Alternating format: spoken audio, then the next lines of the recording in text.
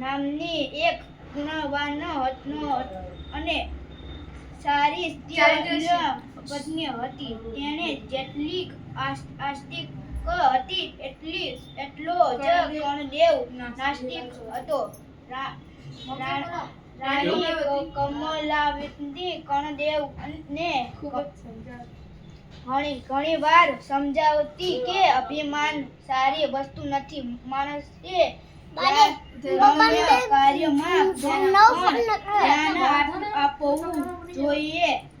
સુખ અને આ સલાહ માનવને બદલે ઉતર્યો વધુ ને વધુ બગડવા લાગ્યો. તે સુરા અને સુંદરના મદ અને કેફમાં મસ્ત રહેવા લાગ્યો.